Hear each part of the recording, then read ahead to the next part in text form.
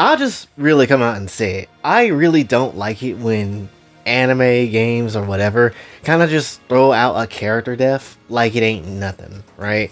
Especially if the character is actually somebody that you really care for and things like that, right? Because me personally, I kind of never really care about, wanting to just chuck out a random character dying just because I can, unless I absolutely hate a character, and that's the only way. But ultimately, I don't really like seeing that to happen really in anything I'm watching, anything that I'm basically playing, and stuff like that too, which very much makes my life a little difficult with certain things and games and stuff that I do like Danganronpa, for example. And I've said this before, but I don't really like it when characters gotta get yeeted so damn hard, right? It is what it is on that one, and it's like, how hell you'll be a Danganronpa fan, you don't even like the character deaths to happen.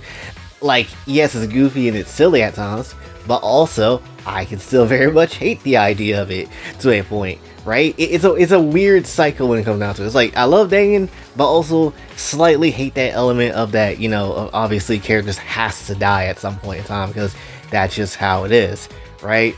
And it is what it is when it comes down to it, right? Same thing with like a lot of other, again, anime that come through to kind of just have those deaths that happen that you can't really take back.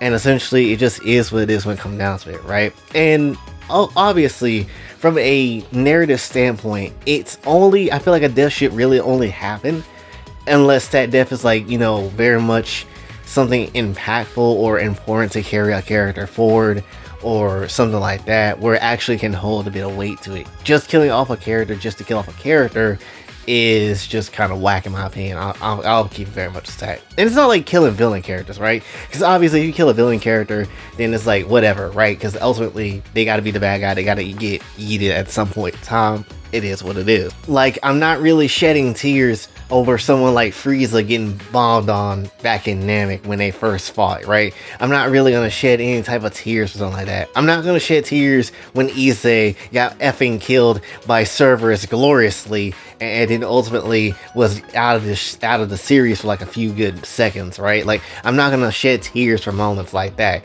I am gonna shed tears for things where it's like characters that obviously don't deserve to die, but they end up doing it anyway, or characters that obviously is impactful or could be an impactful hit to, another character's growth, and that's just kind of how it is. The reason why I'm also bringing this up is very much because the JSX4 story that I dropped Sunday that I did, there was a death that happened in the show, and if you don't really care to know about the spoilers and stuff, I'll go ahead and talk about that. But if you haven't seen that episode and you are someone that's gonna watch it, please go ahead and go watch it real quick and then just come back. But when it comes down to it though, one of the character deaths that obviously happened, if you've been keeping up with the story, is Blue's mom, Shizuka. And when it comes down to it, I already was on a type of timing where I'm like, alright, I don't want to kill any of my characters off because I want to get the most out of them. I want to basically try to use them whatever way I can to make things happen and make things work out. And I think for a minute, I think Blue kind of already, at least her mom already had like death flags already for her, because I really couldn't think of any other way to keep her in the story for a long period of time that doesn't feel like she's overstaying her welcome. There's already a lot of original characters as it is, and I really don't have the time to just kind of put one in just for the sake of putting one in, right? So ultimately, Blue's mom, obviously Shizuka dying kind of feels like that was a proper thing that needed to happen. And one thing I will definitely say about that before I go in on it is that I am very surprised at the reception that it kind of got, because usually I don't get a lot of people talking about episodes I do and stuff like that, because not a lot of you guys actually watch it. But when it comes down to it though, I did see a fair amount of comments that was like, or just people in general that was just like, this was very good and written pretty well, and this death like this sticks with me and stuff like that, because obviously you don't want to go through that in real life and whatever, and people that has already gone through stuff like that. And I feel that that's why I did Shizuka like that, because ultimately losing like a mom or losing like someone that you really care for in general, it's terrible. It's a terrible time. And honestly, it's one of those rough periods of time where it's like, how do you really go ahead and go past that? I haven't lost anybody to that degree, at least ultra close, and it will happen at some point in time. I just pray it don't happen anytime soon. But when it comes down to it though, it's just like, that shit will hit. It will definitely hit hard. Like if something happens to my mother, and I, again, really pray and hope that don't happen anytime soon. But if something like that were to happen, I don't know how I would be afterward. I really don't know. That's slightly selfishly part of the reason why I'm like, please let me find somebody to kind of like chill with in a relationship or something like that. So at least I don't have to go through that type of thing alone, because I don't know how I would be afterward. I really don't, because my mom means a lot to me when it comes down to it. There is a lot of things that obviously is very annoying with certain people, but ultimately I can put past all that annoyingness aside, because obviously I don't want anything bad to happen, and that's just how it is with basically anybody that's been around me, obviously in family for years at this point, and things like that, right? So it's not really an easy time. The only 2 times I faced death and felt some type of way about it was when my dog died, which I didn't even get to say goodbye to it because my dad buried her before we even got the chance to say goodbye. But then there was also like my neighbor who also died not like some years back, and essentially because I'm so used to seeing him on the porch, kind of just sitting in that swinging like chair that he be having on porches or whatever. And when you look up there and you don't see him, it's like, ah. So it kind of hit hard when it come down to, stuff like that, right? Death is just not an easy thing to kind of just talk about. It's a thing that obviously a lot of people don't even want to bring up when it comes down to it, obviously, because, it's a very annoying and sad and terrible time when it comes down to it. And I know obviously people will joke about it, like, oh, we going to a black funeral? Yeah, everybody's we eating good. We don't even know who died. But ultimately, it is a terrible thing that honestly happened. It's not really something easy for somebody that's close to celebrate certain things like that. The celebration of life when it comes down to it, right? It just is a rough time. But that's, again, a reason why I don't do character deaths that hard, right? Or at least I don't want to include a lot of them in the story that I write, or just in any of my writings, without a good reason for doing so, right? Because I definitely, for all the characters for sure, I knew Blue was gonna end up losing her mom for a good little minute at this point. Really, I would say since the beach arc that we kind of had, honestly. But when it comes down to it, I kind of had a plan that was gonna pretty much happen the moment I kind of, put Shu and her together, because I'm like, well, Blue do need a motivator to kind of put her through something, right? Kind of just give her something extra, because I haven't planned out everything I want to do with Blue just yet, but I do know that was a big thing that I wanted to pull when it comes down to it. And if you remember in the episode previous to this one, you obviously know that Miku said, claim 3. That's one of the 3. So who are the other 2? You have to wait and see. But when it comes down to it though, I wanted to do it just because, not just because it's impactful and, it'll hurt people to see when stuff like that happen. But again, it should be meaningful. A death should be, and in my eyes, something that should not be squandered when it comes down to it. The only time I feel like a death in this series kind of was squandered, or at least maybe wasn't impactful at all, was basically maybe Ajimu's death, if you remember that one, which Jay just strangled Ajimu to death because he died. Oh, he died. Oh, that was Issei because of illusions or whatever. But that was like the only death I could probably sit here and say maybe that was like the one that was squandered. Outside of that, I really can't think of any other that I did like that. And even if somebody said like, what about the time Jay had sex in front of Issei with his dying body and he just effed her right in front of her?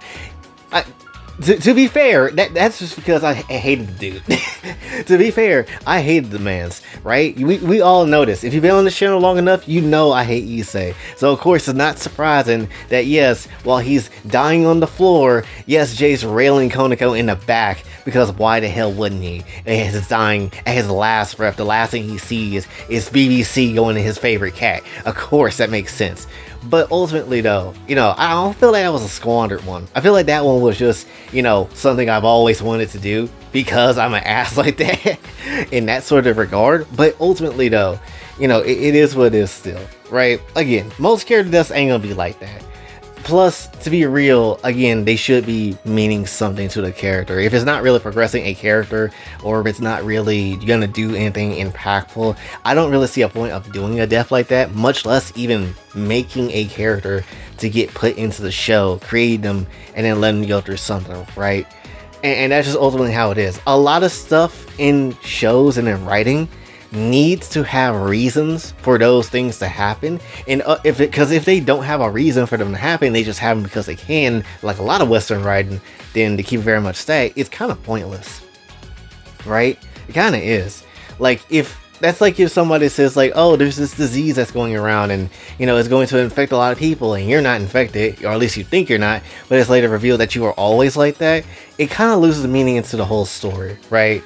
And again, and one of those things too that I also want to, I guess, to mention as well, is that when it comes down to character deaths, depending on how you're going to go about the story, I don't think deaths should be reversible. I really don't. Even if you got powers and things like that could change things, I don't think deaths should be absolutely reversible unless you are fully prepared to do something like that and just make the story, pretty much like a Dragon Ball thing or something like that, right? That's kind of like the only way. Or at least if you're going to reverse death, it should be done in an interesting way where it could come at a price or it could come at a heavy cost or something like that. And that's just how it is. The only time death has ever been reversed in my series has been when Blue tried to bring Kaede back from the death of, what Junkai did to her. And that was literally the only time. But even then, Blue almost died because, her soul literally left her body. And if it wasn't for Aoki using her gravity ass powers, Blue wouldn't be here right now. So ultimately, again, death can be reversed. It's just, you should not just spam that out there or, just go ahead with it in whatever weird, dumb way possible. Definitely think it out a lot, there's just a lot that goes into narrative storytelling like this and stuff like that. So for me personally, I am no strict person when it comes down to how you want to write stories and stuff like that. But when it comes down to character deaths and the weight or impact that they should feel, they should definitely matter. They should definitely matter, because throwing out a lot of people just dying just because is really just there for shock value, and it doesn't really feel like a death that's worth it, right? And that's, again, a very weird position, considering, again, I do like things like Danganronpa and whatever. But ultimately, that's just kind of how that series is, and is whatever, and it is what it is. You shouldn't really take it that serious just in general. But still, it is like, you just don't want to see random shit happening just for the sake of random shit happening. You should just be very much, with your narrative storytelling, be really resourceful in what you're trying to look for, what you're trying to achieve with a character death, right? Because ultimately, if there's nothing to achieve, again, it's kind of pointless, and you didn't really need to do it in the first damn place. So that's just kind of how it is, right? Even if and it could be something as simple as, oh, someone dies and they get a transformation or something like that, like Gohan did. It was 16, right? Sure, you could do something like that, and maybe it's a bit lazy, and maybe it's a bit corny or whatever. But hey, at least it was a purpose for it, and it served its purpose, and whatever, no matter if it was impactful or not. So there is definitely that. But ultimately, I kind of just want to talk about that, just because how people were talking about the story and how they was like, very surprised, and I guess like really interested, and intrigued in the idea of what I did in that story. Because again, it's not something I don't like to do. It's not something I want to do a lot of the time when I'm writing stuff. But ultimately, it will happen. It has to happen, especially when stakes are high, to really prove that stakes can be high and can showcase things of this sort of caliber in these sort of situations. But you just don't want to spam them all the time. You don't want to necessarily make them not mean anything, because if you don't, then ultimately it's kind of like, well, what's the point, right? But that's, again, I guess really what something I want to say for this one. So hopefully you did enjoy. If you did, be sure to like, share, subscribe, hit the bell notification on the way out. Also follow my socials, and if you'd like to donate to the channel, Kofi and Cash App is available as well. And until then, it's been Boy J, signing off. Have a blessed day.